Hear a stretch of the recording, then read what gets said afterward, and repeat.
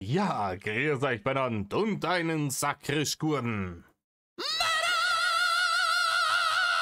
Jetzt Kasperl. Ui. Ähm, ich habe jetzt in letzter Zeit sehr viel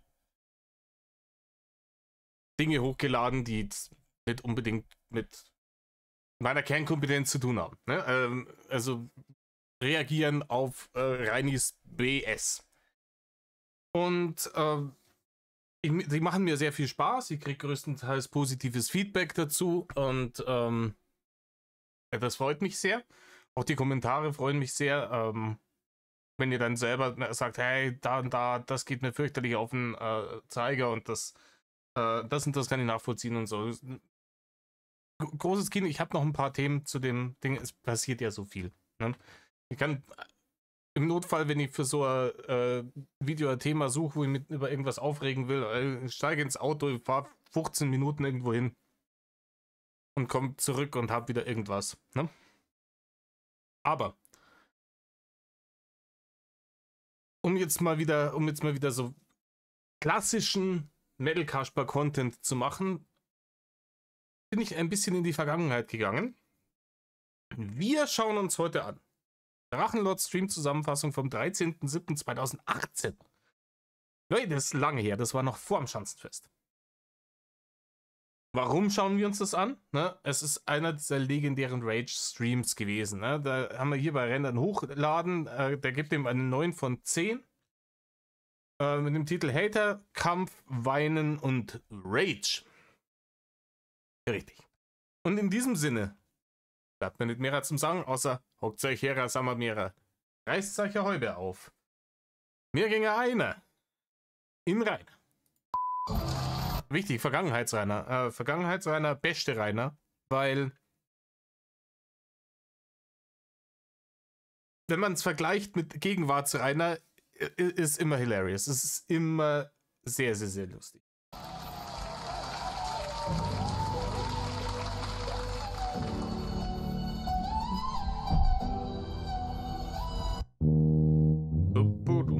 Oh, jeder großes T-Shirt, richtig gut, schaut es euch an, alles voller Löcher.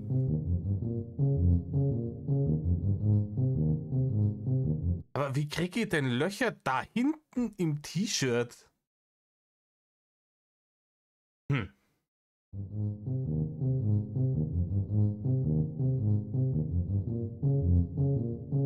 Das ist natürlich eine Sache, die hätte man nicht vorher machen können, gell?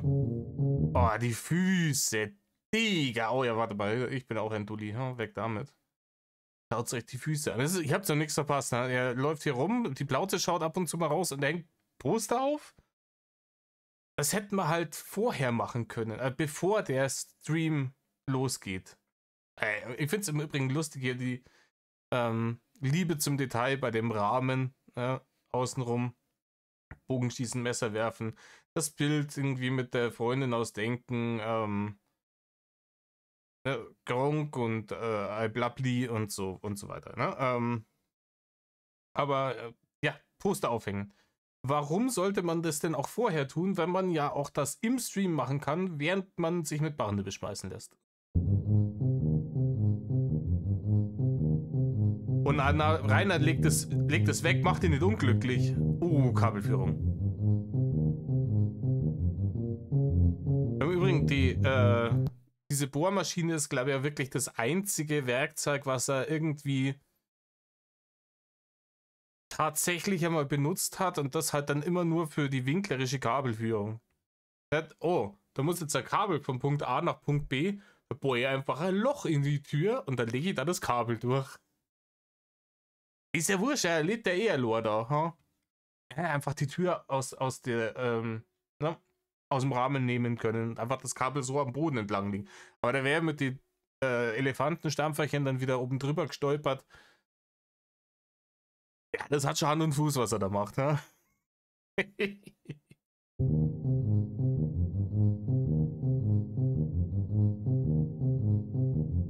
Was macht er denn da? Baut er sich eine Dolby Surround Anlage auf oder was ist das?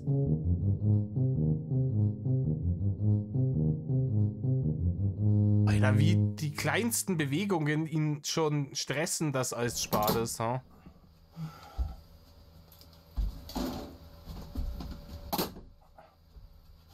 Habt ihr Idioten an einem Freitagabend nichts Besseres zu tun, als bei Freunden vor der Haustür rumzukommen und anzu...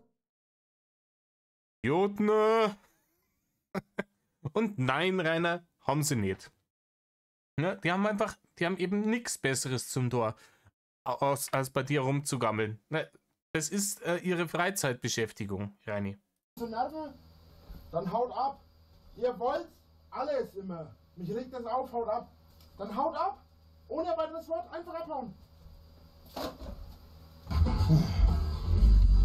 Jetzt kann ich nur eine Box anschließen, weil die andere nicht geht.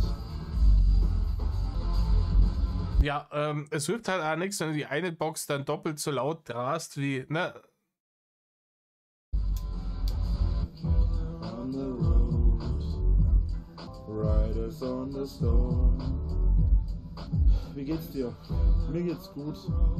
Also ich wüsste gerne, ob er weiß, was Riders on the Storm, was das bedeutet. Ob er das übersetzen könnte, der English Lord. Da wäre ich gespannt, wäre ich da. Ich würde gerne noch die andere Box anschließen, die habe ich jetzt da drüben hingehängt, hinterm Fenster. Die andere Box. Was sind denn das für Boxen? Will sich da echt der Dolby-Anlage hinschrauben oder was ist das? Das ist so Mini-Boxen. Ah, da. Müssen wir erst ein neues Kabel zulegen. Das Stückchen. Mit zulegen meint er erbetteln. Hilft mir leider auch nicht weiter. Riders on the storm.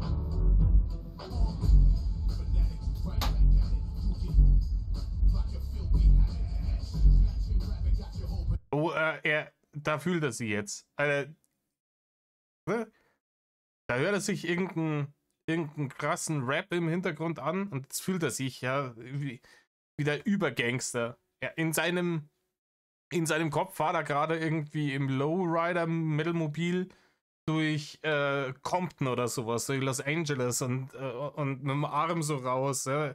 Er ist der King of the Hood. Ja.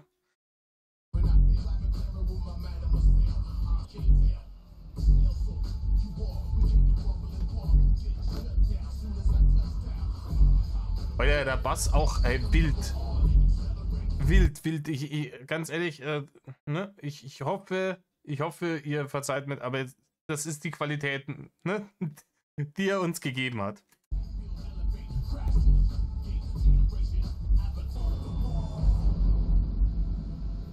Muss ich jetzt extra sagen, dass ich auf diese ganze Scheiße nicht eingehen will?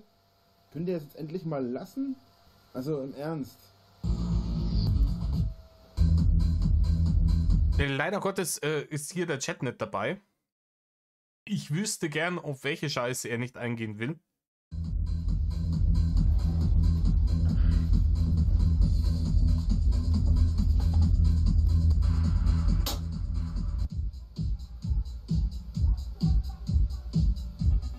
Aber hört ihn im Hintergrund, hört man ihn ein bisschen schreien. Typische Hater-Aktion. 4 gegen 1 und die kommen trotzdem in die Kuschen. Wo ist mein Handy?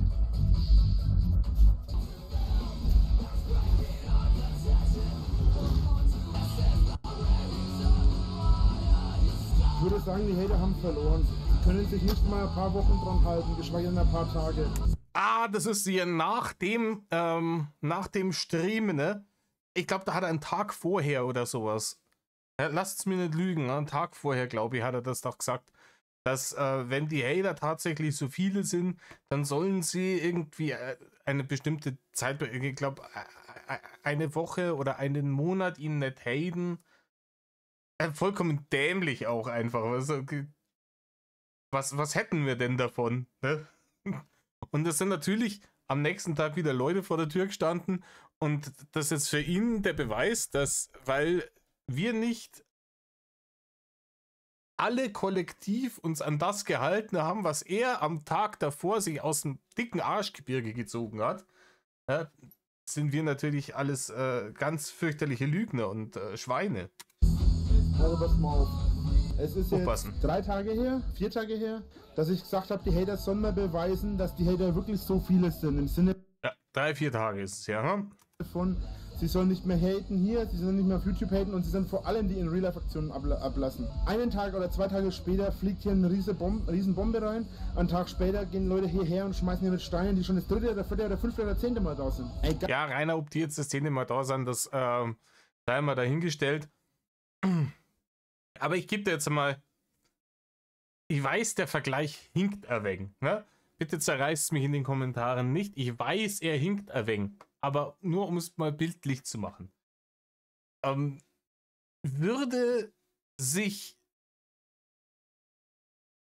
ein ukrainischer Präsident jetzt hinstellen und sagen, ja, hier, Putin, beweis mal, dass du wirklich so mächtig bist, wie du immer so tust und immer sagst, und greif einfach mal 4 Wochen nicht mehr an. Ja, mach einfach 4 Wochen Waffenstillstand. Damit du mal zeigen kannst, wie mächtig du tatsächlich bist. Und am nächsten Tag fliegt wieder irgendeine Rakete über die Grenze und dann wird die Ukraine sagen, ja, hier, habt ihr es ja gesehen. Ja, warum sollte der? Ja, klar, es hinkt deswegen, weil wir nicht Putin sind, wir sind ja nicht der Aggressor. Aber wir wissen, der Aggressor, und das ist oft genug auch vor Gericht festgestellt worden, ist in den allermeisten Fällen er hier. Und es war jetzt da auch wieder so. Er sitzt da, er dreht die Mucken auf bis Anschlag, er geht ans Fenster, er motzt raus. Natürlich, Mai ist Hochsommer, gell? Mitte Juli. Und da vielleicht kocht ein bisschen das italienische Blut. Ne? Wir kennen ja den temperamentvollen Rainer. Und geht dann da ans Fenster und plärrt da raus. Fenster zumachen, Mucke ein wenig runterdrehen. Da kannst du ja sogar immer nur deinen scheiß Streamen machen. Ganz ehrlich, Lügenhater. Lügenhater ohne Ende. Immer so eine Fresse. Wo hätten wir denn gelogen? Nicht ein einziger Hater hat gesagt, ja, okay, gut, das machen wir so. Ja, wir unterlassen jetzt alle Hater-Aktionen für einen Monat. Kollektiv, alle. Ja, wir haben in der Hater-Zentrale angerufen, haben eine Petition gestellt und haben gesagt, hier der liebes Regenbogenschaf, oh große Anführer, was soll man machen? Der Wingel hat gesagt, wir sollen nur mal haten für einen Monat und der hat dann beschlossen, genauso wird es erledigt. Und da haben wir uns dann alle dran zu halten. Was für einen Schmarren, Rainer. Und so, die kann man nicht mal sehen. So kleine Eier haben die. Davon Da die an deiner Stelle, da die da ganz kleine Brötchen backen. Ne? Wie er Eier sehen kann, ne? Von wo aus. wird es ein Video geben, natürlich schon mit Hackfressen zensiert. Erstens will die eh keiner sehen und zweitens muss ich sie zensieren. Aber so die Fresse aufreißen und einen so beleidigen. Ja, Rainer, der erste Punkt, den du gerade genannt hast, ist es nicht. Du würdest diese Leute gerne irgendwie im Internet zeigen. Und es gast dich an, dass du das nicht darfst. Ne? Dass das rechtlich schwierig, sagen wir mal, ist. Das gast dich fürchterlich an, weil wir wissen alle, Rainer hat schon immer sehr, sehr, sehr gerne geleakt. Und der hat so gerne geleakt, dass er stellenweise irgendwie ausschließlich Leute geleakt hat, die es dann gar nicht waren. Und dann anderen Leuten die damit stellenweise gar nichts zu tun hatten, Ärger eingebrockt hat. Ich erinnere damals, als er versucht hat, den veganen Jahrmetzger zu leaken. Ja? Ich glaube, der Jahrmetzger ist dann auch geleakt worden, aber von irgendwem anders. Auf jeden Fall nicht von ihm. Ich habe bestimmt jetzt 10, 15 Minuten Aufnahme. Ich verstehe nicht, was einen dazu tut. Es ist Freitagabend. Wir haben Freitag 9. Ja? Und anstatt, dass die Leute zu Hause sind und sich ansaufen oder in die Disco gehen oder sich vorbereiten für die Disco oder ins Kino gehen oder mit ihren Freunden einfach daheim chillen und saufen. Nein, man geht zum Drachen und geht ihm auf die Eier. Was? Ja, Rainer, warum gehst du nicht mit deinen Freunden chillen und saufen oder ins Kino oder sonst irgendwas, ha? Ach so, ja, da war ja was. Ja, du hast ja genauso viele Freunde, wie du Hals hast. Freu dich doch, Rainer, da hast du wenigstens ein bisschen Gesellschaft. Bist nicht so einsam, ne? ganz ehrlich, so ein erbärmliches Leben, wie er geführt hat, zu dem Zeitpunkt 2018 ja schon seit Jahren vereinsamt in der Schanze. Der hat zu dem Zeitpunkt schon seit 2 Jahren waren die einzigen sozialen Kontakte, die er hatte, die Buchenkinder, die da vorbeigegangen sind und die dadurch resultierenden Gespräche mit der Putzilei, ne, wenn er die mal wieder dann angerufen hat und dann rausgewungelt ist. Und das ist schon traurig. Jetzt stellt euch einmal vor, gut, dann hätten wahrscheinlich die Besuche abgenommen. Ich glaube, die Besuche hätten an Quantität abgenommen, aber an Qualität zugenommen. Wenn der einfach rausgegangen wäre und gesagt hätte, hey du, wie schaut's aus? Ganz ehrlich, ich hätte von ihm nicht einmal verlangt, dass er irgendwas isst oder trinkt, was ihm die Hater in die Hand gedrückt haben. Ne? Würde ich sogar nachvollziehen, wenn er sagt, ne, das macht er nicht. Aber wenn er dann rausgeht und dann nimmt er sich von drinnen irgendein Bier oder ein Monster oder sowas mit und ein Campingstuhl, ja, es wird ja schwierig, Campingstühle für 180 bis 200 Kilo. Kannst du auf die Amazon-Battle-Liste setzen und bestellt der Quiz einer.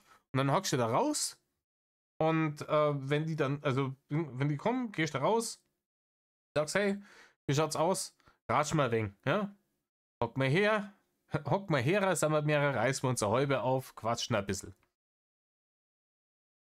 Wo kommt's denn her? Wie weit seid's gefahren? Ist alles gut gegangen? Bla bla bla. Ne? Auch schon Poster oder Autogramm. Fertig.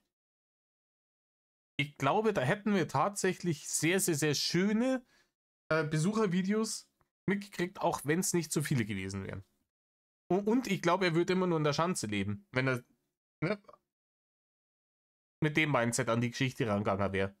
Weil er dann eben nicht x-mal wegen gefährlicher Körperverletzung verurteilt worden wäre, sondern sich das alles in Wohlgefallen hätte auflösen können. Und ich gehe sogar noch einen Schritt weiter. Ich würde sagen, wahrscheinlich hätte er damit seine Social-Media-Karriere in Anführungsstrichen retten können.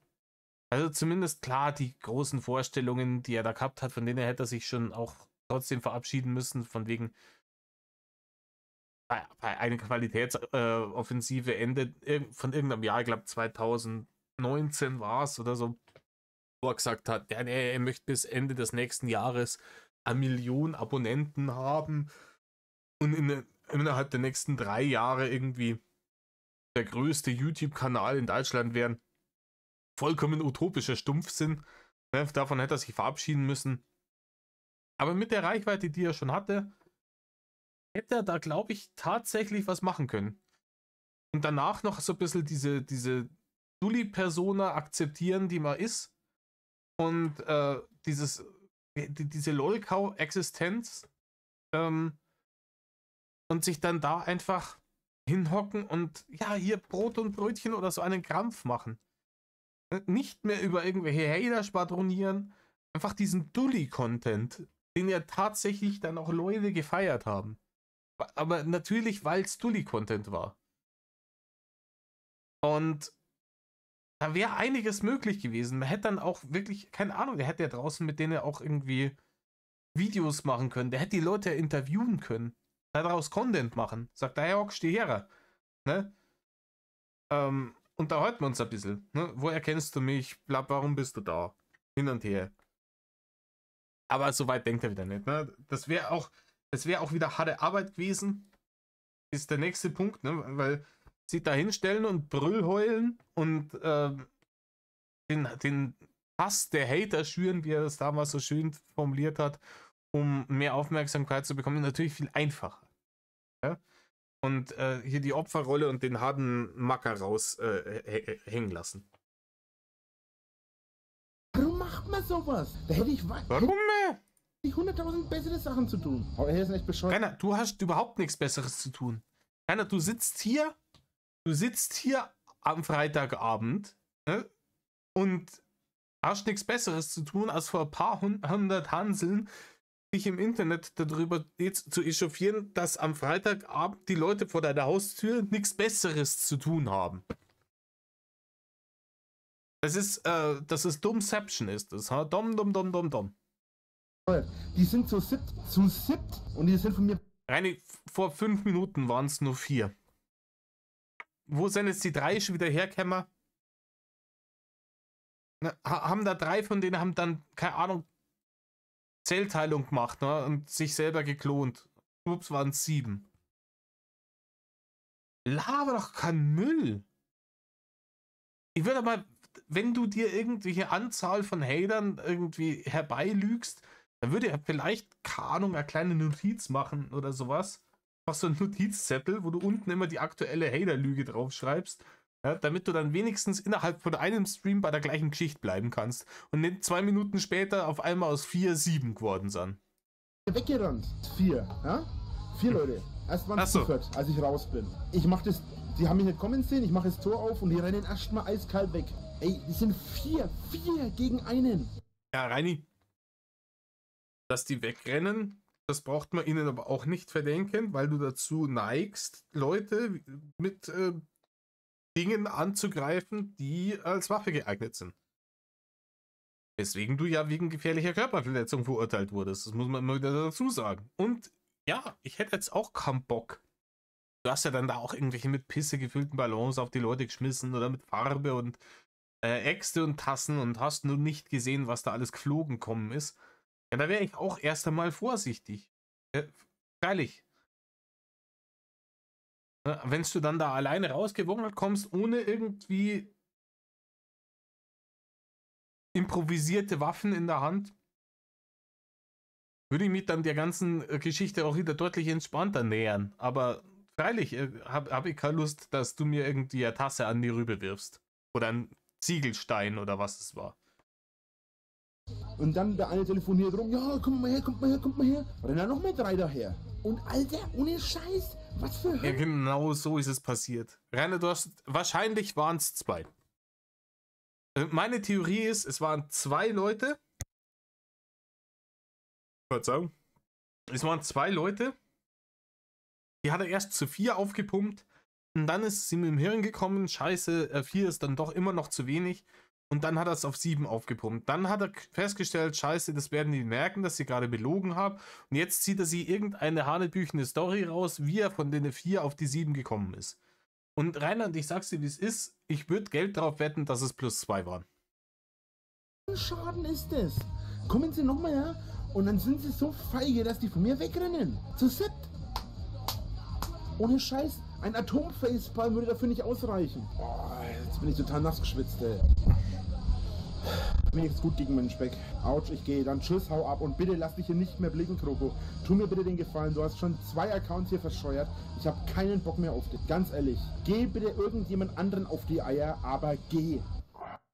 Geht man mit seinen Fans um. Also Fanmanagement groß geschrieben mal wieder.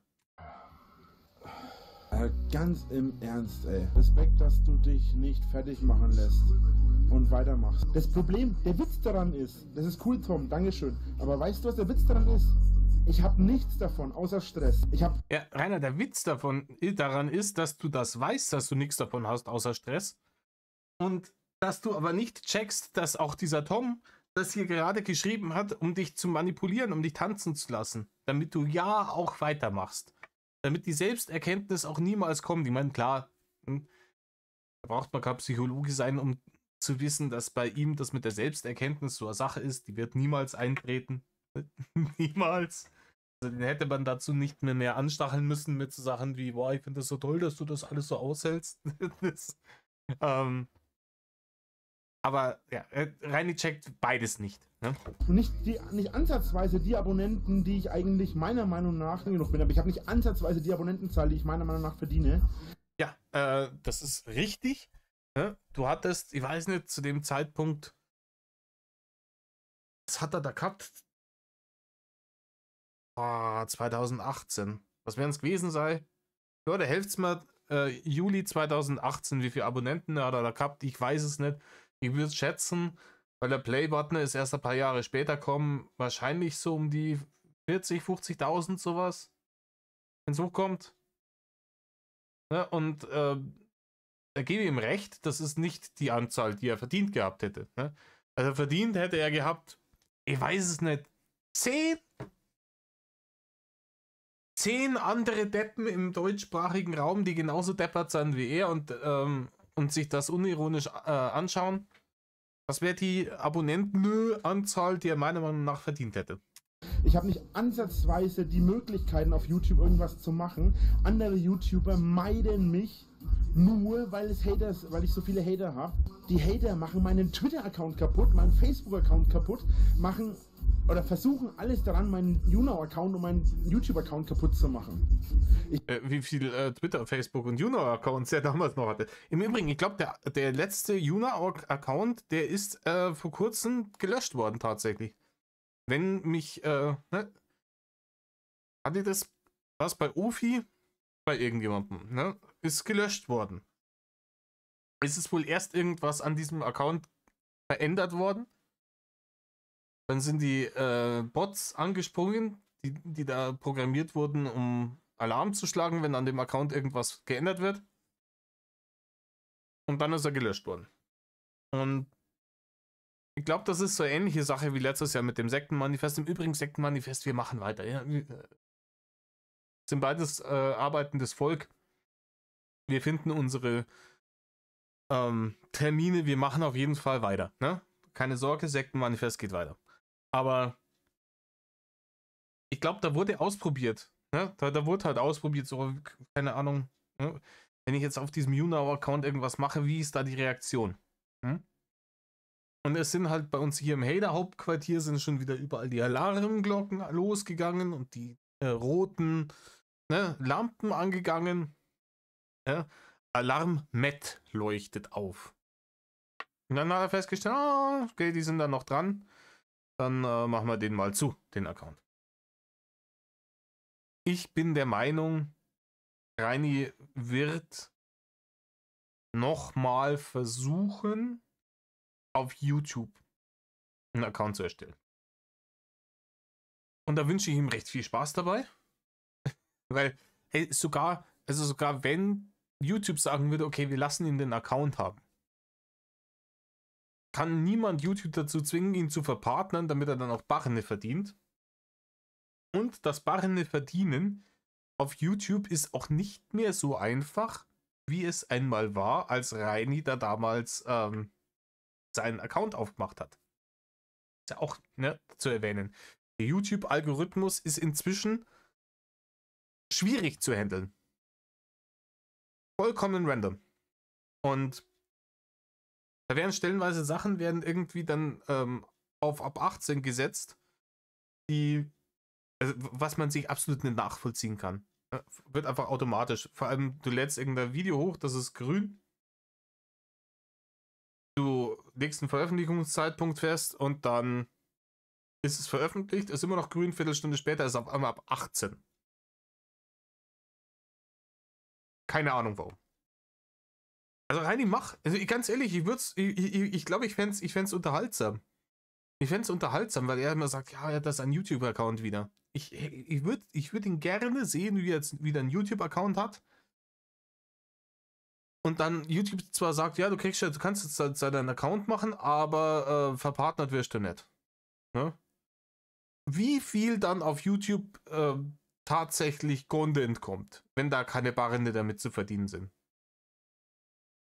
Ich werde es euch sagen, es ist genauso viel wie auf Odyssey damals. Ne? Er hatte ja, nachdem er YouTube gesperrt worden ist, dann eine Zeit lang auch Sachen auf Odyssey hochgeladen, aber da hat er ja auch keine Barrende gekriegt. Und die große Leidenschaft von Rainer Winkler, Leute zu unterhalten und ihnen zu helfen und ihnen ein bisschen den Alltag zu versüßen und gegen Mobbing zu kämpfen. Wir kennen den ganzen Krampf, den er da immer verzapft. Diese große Leidenschaft, die ist auf einmal gar nicht mehr so fürchterlich leidenschaftlich, wenn dafür keine Barrene gibt. Ich bin von Facebook damals weggegangen, nachdem Facebook so viel Scheiße gebaut hat, und zu Twitter, weil ich der Meinung war, dass Twitter nicht ansatzweise so asozial ist. Aber was ist passiert? Die haben 2 Accounts von mir gesperrt, innerhalb von einem halben Jahr. Ja, du musst ja schon ganz schön was machen, um auf Twitter gesperrt zu werden. Auch damals schon irgendwie also wild. Und auf Twitter wechseln, weil ist nicht so toxisch wie Facebook. Ja, herzlichen Glückwunsch, Rainer. Und in einem Account schon 3, 4 Mal. Wer hatet, ist unfassbar schwach. Das wird er immer sein. Ihr seid genauso fucking feige. Alter, jetzt steigert er sich gerade wieder in irgendwas rein. Ja, Rainer, du hatest doch auch. Du hatest doch auch. Würdest du nicht selber haten, dann hättest du die Leute da draußen nicht so dumm angeredet vorhin, oder? Was ich nicht verstehe. Was ich nicht verstehe, ist, wie du es nicht checken kannst, dass dieser Bass einfach dein Gülle-Mikro so übersteuern lässt, dass das echt der Qual ist zum Zuhören, Reini. Wie konnte Excel und Tanzverbot so groß werden? Und wo bleib ich stecken, Alter? Aber wenn die beiden das schaffen... Ja, die haben sich halt nicht zu ernst genommen, Reini. Die haben sich halt nicht zu ernst genommen. Und, ja, ich weiß jetzt nicht, keine Ahnung, ich verfolge auch Tanzverbot nicht. Er ist halt auch irgendwie ein Lolkau gewesen. Ich habe das letzte, was ich von dem mitgekriegt habe, war, dass er irgendwie verzapft hat, dass er fürchterlich krasse Steuerprobleme hat. Steuerschulden und sowas. Das kann ja passieren, wenn du ein wenig dumm bist und richtig viel Kohle von heute auf morgen irgendwie über so Social Media kriegst. Und du denkst, ja, das geht dann immer so weiter und die Steuern, die zahle ich dann von den Einnahmen, die dann kommen. Ne? Und dann kommen irgendwann keine Einnahmen mehr und dann schaust du mit dem Ofenrohr ins Gebirge. Und ja, ich nehme an, dass der sich schon auch wieder irgendwie über diese Social-Media-Schiene so ein bisschen gesund stoßen wird. Ich glaube nicht, dass das jetzt wirklich sein Leben ruiniert hat. Bei einem Excel ist es so, ich weiß nicht, was dem sein Grund war, diese ganze Social-Media-Geschichte zu machen. Aber auch der hat irgendwann gecheckt, hey, die Leute, die sind gar nicht meine Freunde.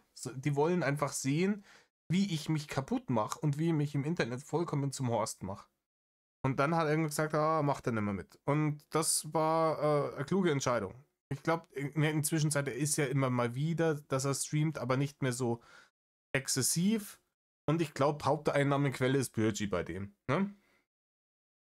Und ist gut für ihn, glaube ich. Ich glaube, das ist die bessere Alternative. Der kann ja nichts.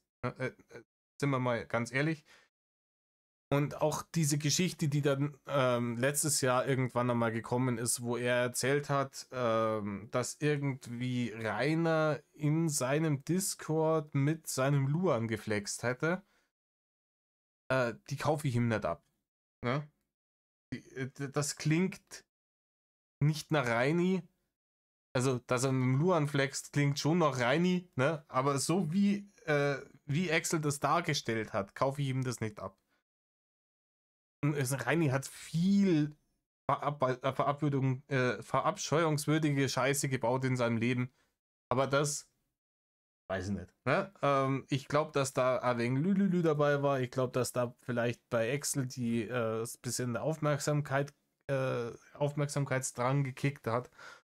Und dann hieß es, hey, keine Ahnung, ihr Drachenlore-Thema ist gerade mal wieder ein bisschen hot. Ich gehe jetzt dann mal nochmal raus und erzähle mal irgendeinen Schmü. Ne? Dem scheiß Content, den ich bringe, zum Großteil. Und ich gebe mir für meine Videos Mühe. Ich gebe mir für meine Mühe auch echt Video, Alter. Alter, das ist richtig Video, was ich mir da gebe. Ich kapiere das in 100 Jahren nicht. Ich weiß nicht. Ich weiß, dass ich auf vieles sehr unsympathisch wirke.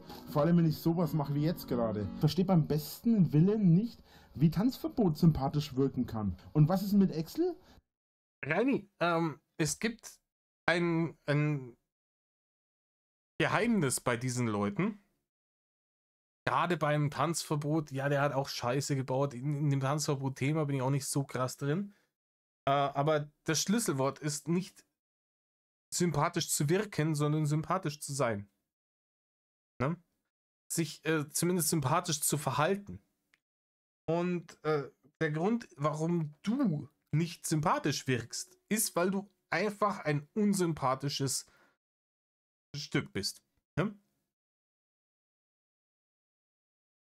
Dinge wie das, dass du dich jetzt hier grün vor Neid über einen Tanzverbot aufregst, weil der mehr Kohle macht wie du und zu Influencer-Events eingeladen wird, etc., etc., machen dich noch mehr unsympathisch, wie du eh schon bist. Dann kommt eine ganze andere Scheiße noch oben drauf. Ja?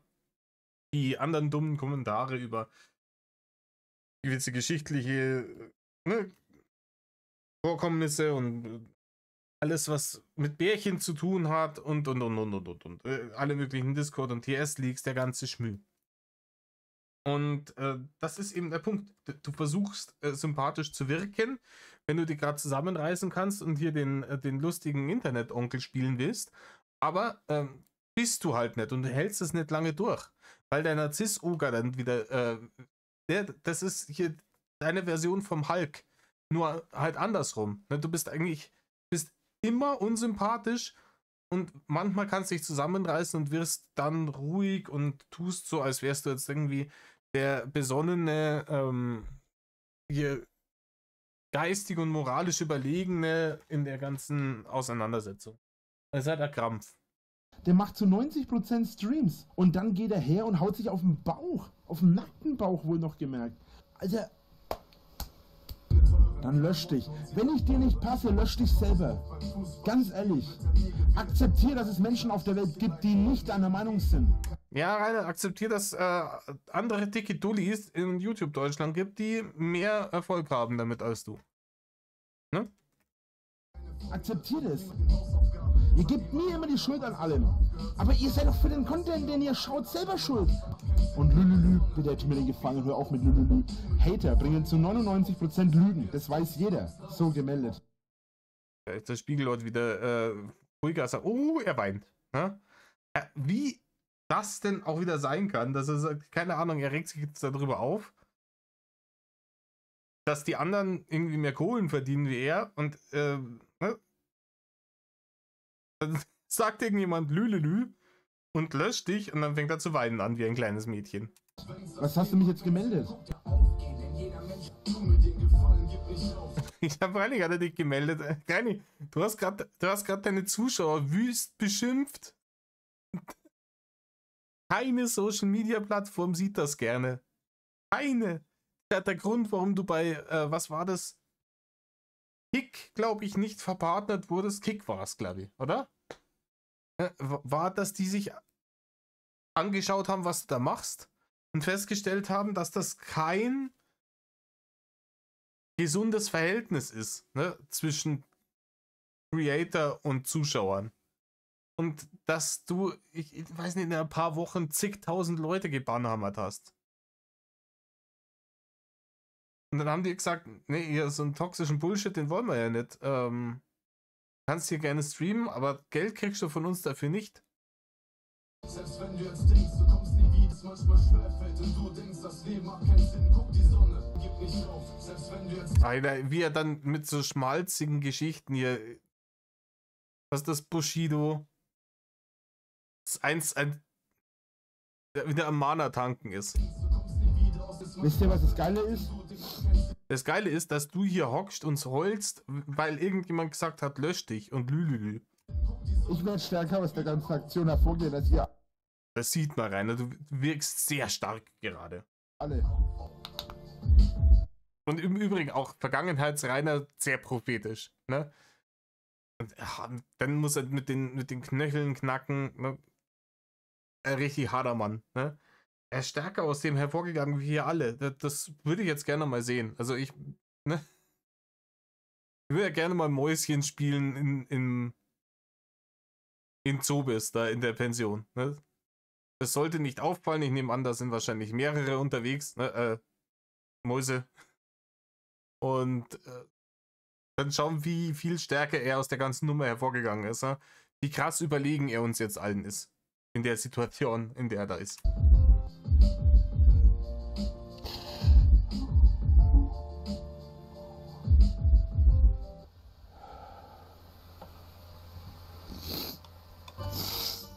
Ihr könnt immer so die Fresse aufreißen, habt aber keine Ahnung, wie es wirklich ist. Ich wünsche euch einen Tag in der Hölle. Das wäre für mich Urlaub.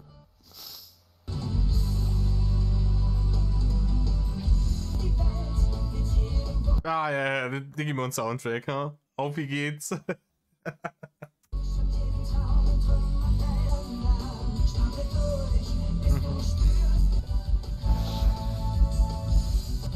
Ihr werdet mich nicht brechen. Natürlich nicht, Rainer. Wie soll man dich denn brechen? Ne? Ich kann ja auch nicht, keine Ahnung, ein Gummiband brechen oder irgendwie so ein. Kennt ihr noch diesen komischen Spielschleim, den es in den 90er Jahren gegeben hatte, kannst du auch nicht auseinanderbrechen. Der hat eine ähnliche Konsistenz gehabt wie du. Ihr nicht. Das Zeug hat fürchterlich gestunken, ja. Oida. Ihr werdet mich niemals brechen, Alter. In Milliarden Jahren nicht. Nicht solange ich meine Musik habe. Besiegt, du hast mich gerade abonniert und mich dafür unterstützt. Bastard! Hoffentlich wirst du mal taub. Was ist dir wichtig in deinem Leben? Ich hoffe, jemand nimmt's dir. Das ist genau dieselbe Scheiße, du erbärmlicher kleiner Wicht. Wenn es... Ja, aber ganz ehrlich, ne, ich bin ja auch ein sehr großer Musikfan. Ne? Und ich würde schon auch sagen, dass mir Musik sehr, sehr wichtig ist. Und ich weiß aber nicht, wie drücke ich das jetzt aus? Halt auf einem Erwachsenenniveau? Klar, ich höre mal gewisse Sachen an, wenn ich in gewisser Stimmung bin und manchmal kommen dann irgendwie auch Songs, wenn ich irgendwie alle meine Sachen random durchlaufen lasse, die mich dann in die gewisse Emotionen bei mir auslösen, so. Aber ich hock mich doch da nicht hin, als erwachsener Mensch und denke mal so, oh, irgendjemand war gemein zu mir.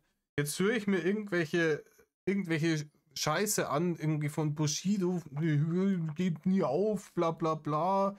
Und hier auch den Digimon-Soundtrack, um wieder auf Kurs zu kommen. Und steigere mir da rein und übertrage den ganzen Scheiß noch ins Internet. Reini, ist halt lächerlich und ich hoffe, du wirst mal taub. Ist halt auch wieder so ein dummer Spruch, der einfach nur da war, um dich zu triggern. Und es hat wieder grandios funktioniert, Reini. Karma nur minimal auf meiner Seite ist, werde ich nie taub werden. Reini, das mit dem Karma, da würde ich mal ganz vorsichtig sein an deiner Stelle. Ach ja, und fuck auf Gott, ich will in die Hölle. Denn da spielen sie gute Musik.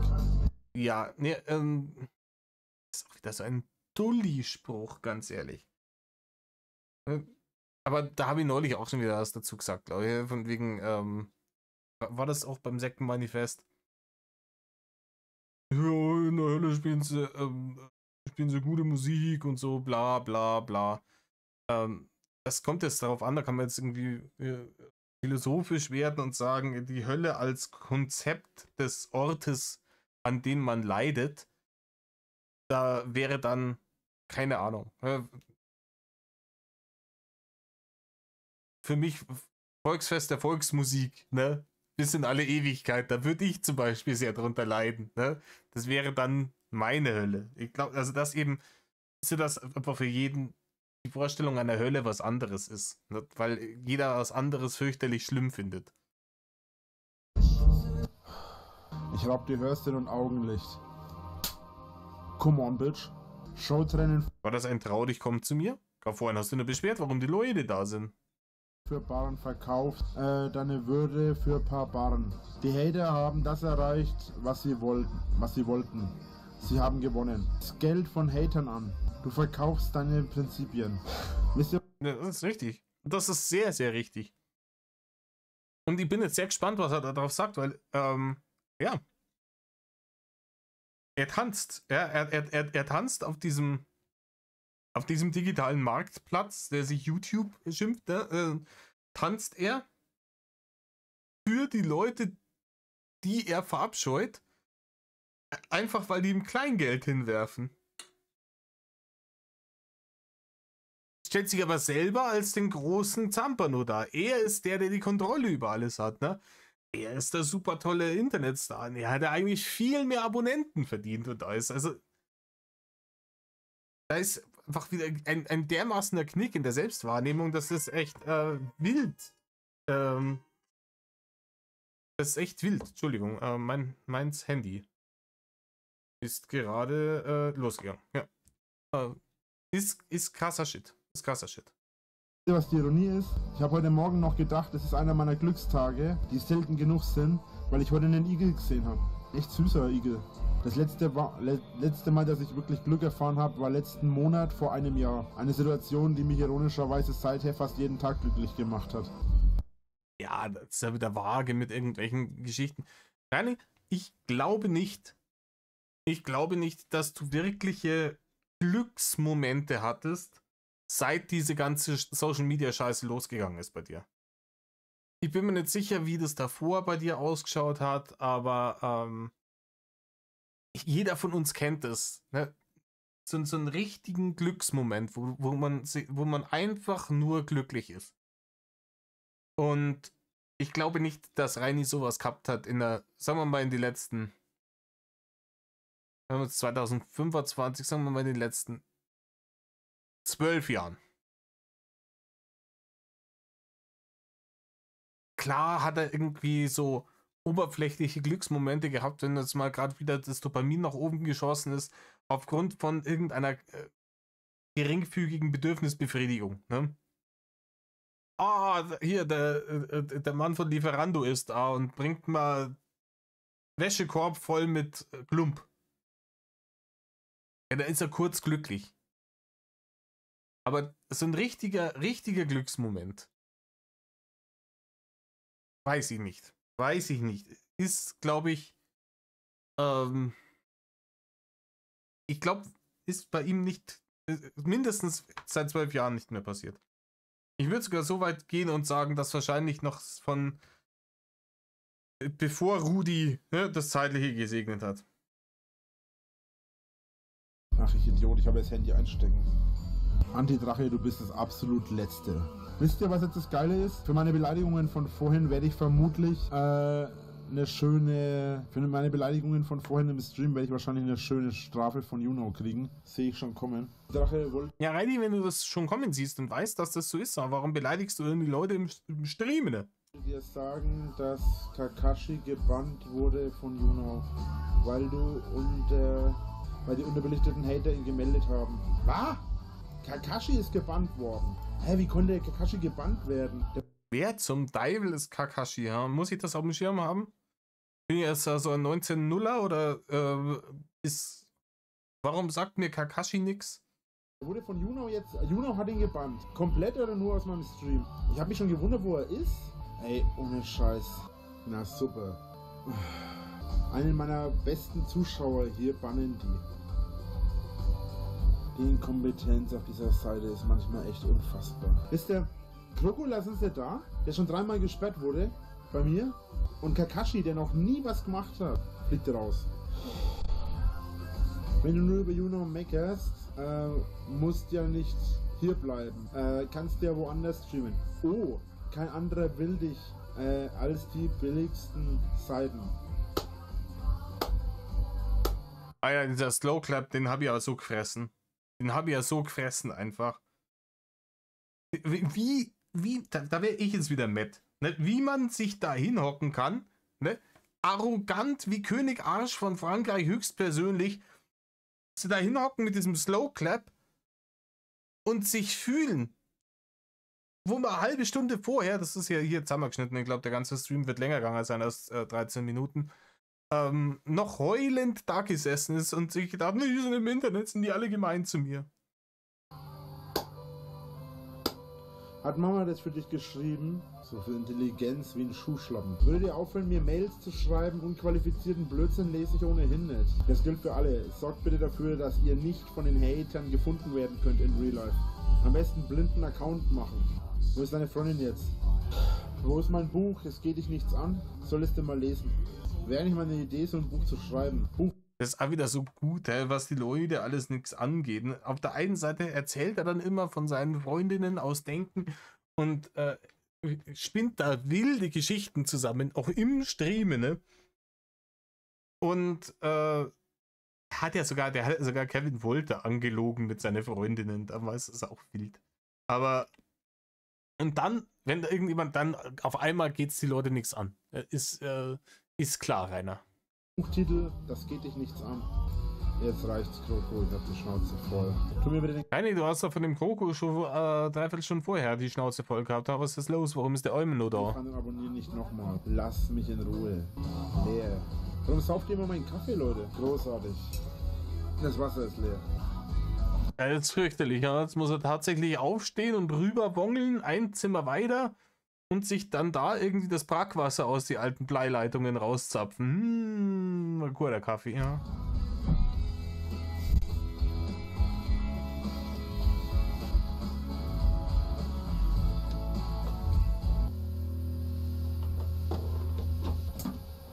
Wir wissen alle, dieses irgendwo hinwongeln müssen, ist Strafe. Das fühlt sich an wie Strafe. Da ist die Welt wieder ungerecht gewesen. Zum armen, dicken Reini. Muss er schon wieder aufstehen und 5 Meter wongeln. Ja, dass man ihm ja auch niemals irgendwie mal Ruhe lässt. Das ist so wild. Das war ja, der hat ja doch dann dieses Milchkännchen wollte er doch dann haben. Einfach nur, weil er zu faul war, sich dann für so eine Tasse Kaffee drüben schnell irgendwie die Milch aus dem Kühlschrank zu holen.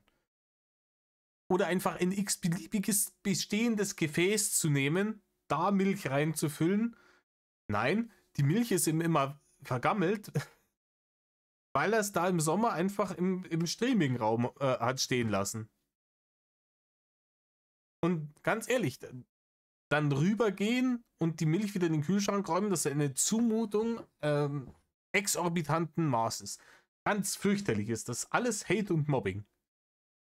Diese Hater-Milch, die einfach schlecht wird, wenn man sie außerhalb vom Kühlschrank 3 Tage lang im Sommer stehen lässt. Fürchterlich, ja. Was fällt dir ein?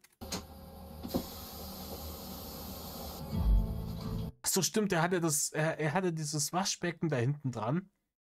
Das heißt, er muss ja nicht da mal ins andere Zimmer rüberwongeln. Er hat einfach bloß aufstehen und einmal um die Karin-Couch rumwongeln müssen, um dieses Wasser aufzufüllen. Das hat ihn jetzt so geärgert.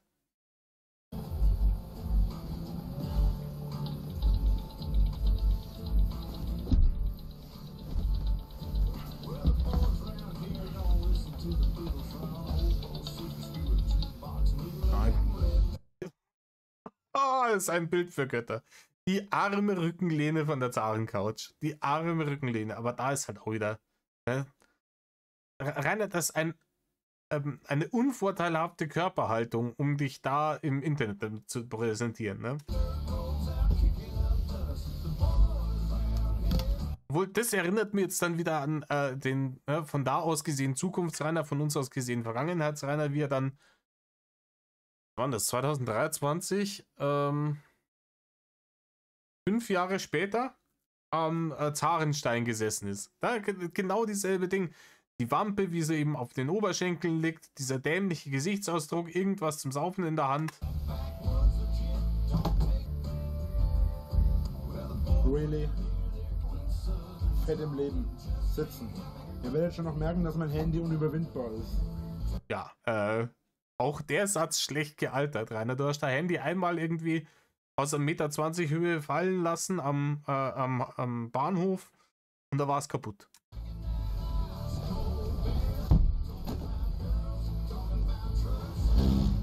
Kapiert ihr nicht, dass ich eure Nummern sperre? Gut, dann bedanke ich mich jetzt fürs Zuschauen. Bis zum nächsten Mal. Zuschauen. Euer Drache, haut rein, macht keinen Blödsinn, hatet niemanden. Und wenn ihr merkt, dass jemand anders gehatet wird, versucht zumindest dem zu helfen. Weil, glaubt mir, ihr wollt nicht in dem seine Haut stecken. Bild. Leute, ja, tut nicht, was Rainer tut, hätte ich gesagt gehabt. Ne? Ich weiß jetzt nicht, ob ich diesem Stream auch eine 9 von 10 gegeben hätte. Es war viel dabei, es war Rage mit dabei, aber sagen wir mal, wenn wir jetzt mal den 30. Geburtstag so als Nonplusultra nehmen und sagen, das ist eine 10 von 10, dann hätte ich das hier vielleicht auf eine 8 gesetzt. Aber das ist halt einmal subjektiv. Ne? Das ist halt einmal subjektiv. Jeder feiert was anderes, beziehungsweise jeden bringt was anderes auf die Palme von dem, was er sagt und tut. Dementsprechend hier trotzdem nochmal Liebe und Ehre raus an Rendern hochladen. Und ja, in diesem Sinne, ich hoffe, ich konnte euch ein bisschen den Feierabend versüßen. Und wir hören uns demnächst. Ja, der nächste Termin zum Besprechen dieses Sektenmanifestes steht. Und tut nicht, was Rainer tut und Metal off.